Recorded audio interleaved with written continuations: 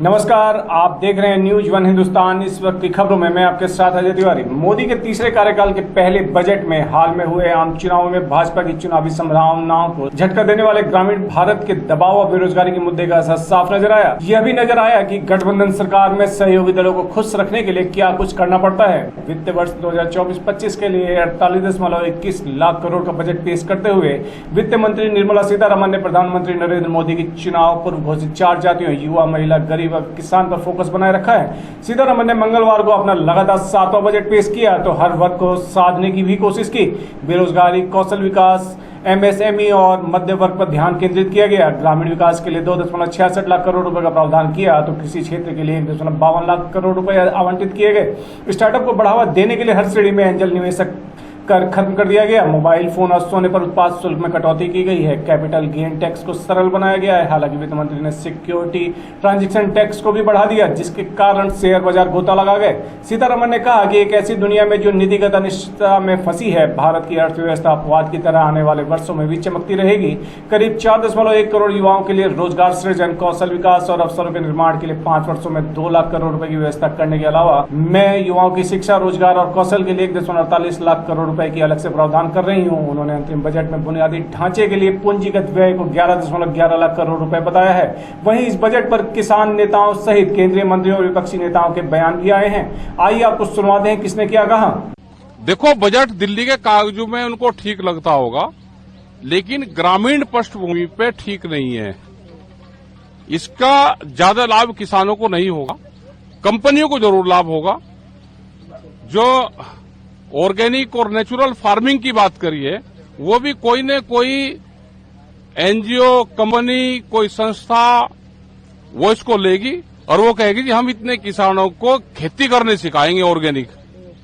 यह आएगा, उस पर पैसा चला जाएगा। वो इसका ये देखना कि किस मद में पैसा जाएगा।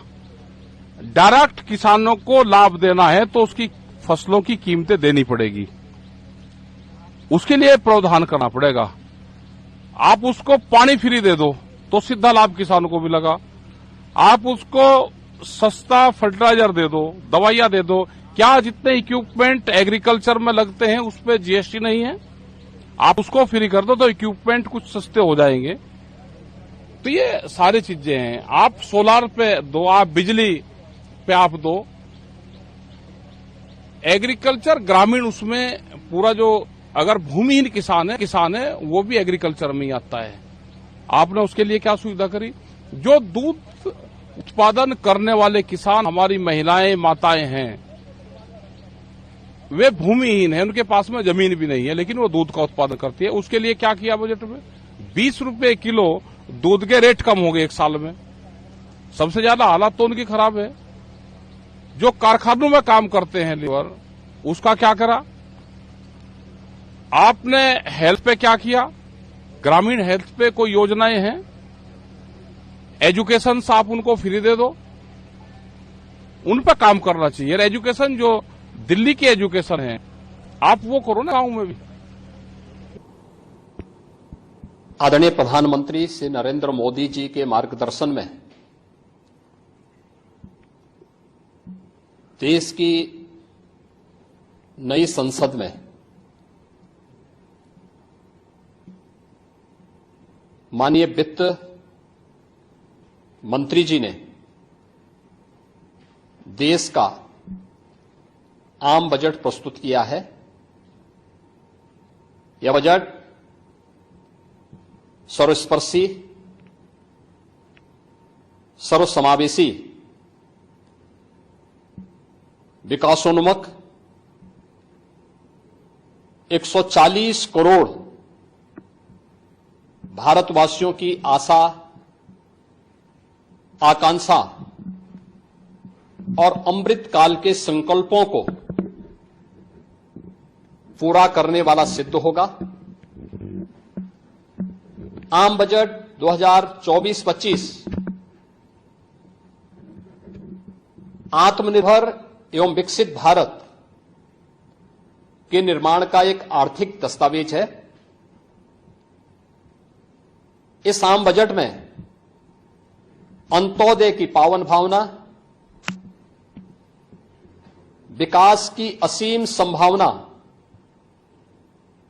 और नवोन्मेष की नवदृष्टि है। इस आम बजट में अन्नदाता किसानों की समृद्धि के लिए 1,52,000 करोड़ रुपए कृषि और सहायक सेक्टर के लिए, महिला सशक्तिकरण के लिए 3 लाख करोड़ रुपए से अधिक का प्रावधान किया गया है। स्वाभाविक रूप से आधी आबादी, देश के सबसे बड़े राज्य उत्तर प्रदेश की आधी आबादी इससे सर्वाधिक लाभान्वित होने वाली है, और खासतौर पर तब जब उत्तर प्रदेश 2020 से ही मिशन शक्ति के कार्यक्रम को प्रभावी ढंग से यहां पर जमीनी धरातल पर उतार रहा है। सर्वाधिक अन्नदाता किसान उत्तर प्रदेश के अंदर निवास कर रहा है। उन अन्नदाता किसानों की समृद्धि में आज संसद में प्रस्तुत आम बजट बड़ी भूमिका का निर्वहन करने वाला है। ये बात है, हम सबके लिए बहुत खुशी की बात है। और हमने अपने मेडन स्पीच में भी एक मांग रखी थी कि बिहार को स्पेशल पैकेज या विशेष राज्य का दर्जा जरूर मिलना चाहिए। 14th कमीशन के बाद अगर 14th कमीशन की रिपोर्ट जो है उसके बाद विशेष राज्य का दर्जा किसी को नहीं मिला है, और जो यूनियन बजट है वो उसी पे बनता है। तो विशेष राज्य या विशेष पैकेज सिर्फ टर्म का डिफरेंस है। हमारा मांग था कि बिहार आगे बढ़े, कुछ अच्छी आर्थिक सहायता मिले जिससे हम आगे चल सके, और हम मानते हैं कि आज बहुत खुशी का दिन है क्योंकि बिहार को वो आर्थिक सहायता मिली है। अगर वो आप इंफ्रास्ट्रक्चर देखें जिसमें 26,000 करोड़ का इन्वेस्टमेंट है, या आप विद्युत विभाग देखें जिसमें भागलपुर में 2400 मेगावाट का 21,000 का प्रोजेक्ट पावर प्लांट तैयार हो रहा है। इसके अलावा अगर आप फ्लड मिटिगेशन को देखें, क्योंकि बिहार फ्लड प्रोन है, नॉर्दर्न बिहार में बहुत बाढ़ की समस्या रहती है, फ्लड मिटिगेशन के लिए 11,500 करोड़ रुपए दिया गया है। इसके अलावा विमेन लेड डेवलपमेंट है, बेरोजगारी का जो मांग था जहां वहां पे युवाओं का प्रतिनिधित्व करते हैं, महिलाओं का प्रतिनिधित्व करते हैं, तो रोजगार बढ़ाने के लिए सरकार ने कदम लिया है। जिस तरह से एम्प्लॉयर और एम्प्लॉय रिलेशनशिप को मजबूत करने के लिए उन्होंने प्रावधान बनाए हैं। इस बजट में बहुत खूबसूरती से बिहार के टूरिज्म को आगे लेके जाया गया है। पटना पूर्णिया एक्सप्रेसवे जो बनेगा वो उसमें हमारी कॉन्स्टिट्यूएंसी भी आएगी, तो उस बात की भी बहुत खुशी है कि वो समस्तीपुर होते हुए निकलेगा। हम चाहेंगे कि वो समस्तीपुर होते हुए निकले। इसके अलावा आप देख सकते हैं कि जिस तरह से राजगीर, गया, बोध गया, नालंदा पे फोकस है टूरिस्ट विभाग का, तो ये सारी चीजें हम मानते हैं कि इससे बिहार बहुत आगे बढ़ेगा, विकास की गति को और रफ्तार मिलेगी, और बहुत मजबूती से नए इन्वेस्टमेंट, नए इंफ्रास्ट्रक्चर और जो रोजगार का वहां समस्या था, ये सब को हम लोग ये सारी समस्याओं से डील करते हुए हम लोग आगे बढ़ेंगे। It will be called प्रधानमंत्री सरकार बचाओ योजना, because they have realized that this government, if it has to be saved for the next 5 years, they would need their alliance partners, and these alliance partners need to be kept happy. 2 states that have been focused of is Andhra Pradesh and Bihar. After denying Bihar a special status, after denying Andhra Pradesh a special status, they've given funds. What is unfortunate, however, is that Maharashtra continues to be ignored by the centre.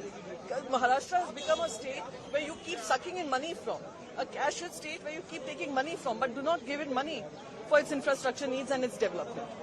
Understand their political compulsions of pandering to the demands of their alliance partners from Andhra and Bihar, and they have, I think, acceded to their demands to some extent. But they have also taken some elements from our manifesto, particularly the apprentice scheme. So we'll have to see whether they have also announced a lot of new schemes, which are tongue-twisting names which I can't pronounce, whether they are new schemes or whether they're just rebranding old schemes, and we'll have to see what has happened to the old schemes as well. बात नहीं हुई है, और जो शुरू में कहा गया कि 4 जाति हैं, गरीब, युवा, महिला और किसान, ये लोगों के ऊपर अभी समझ में आएगा दरअसल उनके लिए क्या किया गया। कैंसर की और कुछ दवाइयाँ जो हैं, जो लाइफ सेविंग ड्रग्स हैं, उनके ऊपर जो रिलीफ दिया गया है वो सराहनीय है, फैक्ट है, अच्छा है, उसकी हम सबों की मांग थी। बिहार के लिए जो हुआ है, बिहार का होने के नाते बहुत अच्छा लगा, लेकिन उसकी कीमत तो आपको चुकानी ही थी। यानी बिहार को ऐसे नाक नहीं पकड़ के वैसे नाक पकड़ा, लोग एक्सपेक्ट भी कर रहे थे, अच्छा किया। बिहार को जरूरत भी थी, बिहार की मांग भी थी, आपने किया, लेकिन साथ साथ आपने आंध्रा के लिए भी किया, एक्सपेक्टेड था, लेकिन बाकी आपने तेलंगाना के लिए क्या किया, पंजाब के लिए क्या किया और जैसा आपने कहा बंगाल के लिए क्या किया। बहुत सारी बातें हैं जिस पे अब कल से उछल उछल के बातें हों। देखिए, आज जो प्रस्तुत माननीय वित्त मंत्री जी ने बजट किया है, वो जो मूल बजट पाठ के साथ जो अंतरिम बजट आया था उसके साथ में दूसरा चरण है। लेकिन इस दूसरे चरण में जिस तरह से देश के ओवरऑल डेवलपमेंट के लिए देश के युवाओं को और अधिक रोजगार के साधन संसाधन मिले हैं, वो और अधिक स्वरोजगारी हों, देश का इंफ्रास्ट्रक्चर डेवलपमेंट की गति और बढ़े, उसके लिए इंफ्रास्ट्रक्चर के बजट को, कैपिटल इन्वेस्टमेंट को बढ़ाने के साथ साथ में एग्रीकल्चर और टूरिज्म इन दोनों सेक्टर्स पे विशेष, और एमएसएमई इन तीनों सेक्टर्स पे विशेष रूप से फोकस किया गया है। क्योंकि ये ऐसे सेक्टर हैं तीनों जो देश की जीडीपी में ग्रोथ तो करते हैं, लेकिन साथ साथ में रोजगार के अवसरों का भी सृजन करते हैं। और मैं आज के इस बजट के लिए, इस निर्णय के लिए आदरणीय वित्त मंत्री जी का और प्रधानमंत्री जी का हृदय से अभिनंदन करता हूं। देखिए, ये बजट पूरे देश के लिए एक संतुलित बजट है जिसमें 4 स्तंभ हैं: महिला, युवा, किसान। ये हमारे जो 4 स्तंभ है, मजदूर। लेकिन बिहार में जिस कहते हैं, बिहार में बहार है, एनडीए का सरकार है। बिहार को सुपर पैकेज के रूप में दिया गया। निर्भर भारत के लिए पूर्ण रूप से सुनिश्चित किया गया है। प्रधानमंत्री जी की जो सोच है कि अमृत काल से शताब्दी काल का सफर भारत का निश्चित रूप से एक विकसित भारत का रूप धारण करे, वो इस बजट का मुख्य अंश है। हर एक क्षेत्र, चाहे वो कृषि हो, ग्रामीण विकास हो, अधोसंरचना हो, सिंचाई हो, शिक्षा हो, स्वास्थ्य हो, और भविष्य के भी जो रिफॉर्म्स हमें लाने हैं, इन सभी चीजों को मद्देनजर रखते हुए बजट का पूर्ण रूप धारण हुआ है। मैं बधाई देना चाहता हूं वित्त मंत्री जी को और प्रधानमंत्री जी के नेतृत्व में भारत एक विकास के पथ पे चलेगा। देखिए, बीएसई सेंसेक्स एक कंटिन्यूम है। अगर आप देखेंगे कि पिछले साल से आज तक 20,000 पॉइंट्स ऊपर बाजार चला गया है। हमारी आर्थिक विकास 8.2% तक पहुंची है, जो विश्व में एक रिकॉर्ड धारण किया है। भारत की विकास और प्रगति, जहां एक तरफ आर्थिक विकास बढ़ रही है, वहां महंगाई पूरे विश्व से सबसे कम है। हर एक क्षेत्र में अधोसंरचना में बढ़ोतरी हो रही है। कैपिटल एक्सपेंडिचर में 9.5 लाख करोड़ पिछले वर्ष था, 11.11 लाख करोड़ इस वर्ष का आकलन है। कहीं ना कहीं न्यूट्रिशन मिशन इस मौजूदा सरकार में आप चीजें तो लेके आते हैं, लेकिन आप उनको परस्यू नहीं करते हैं, विच इज वेरी सैड। उसी को लेके होना चाहिए महिलाओं के। कुछ भी हो, किचन का ध्यान नहीं रखा गया है, क्योंकि सरकार महंगाई के बारे में कोई स्टेप्स लेना ही नहीं चाह रही है। और जहां तक हम देखेंगे तो जो परचेजिंग पावर है जो रूरल एरियाज में है, वो लगातार घटती जा रही है। इसके ऊपर भी कोई ध्यान नहीं दिया गया है। Bureau report, news 1 Hindustan, Delhi. बने रहे खबरों में, देखते रहे न्यूज 1 हिंदुस्तान। नमस्कार। आप देख रहे हैं न्यूज 1 हिंदुस्तान।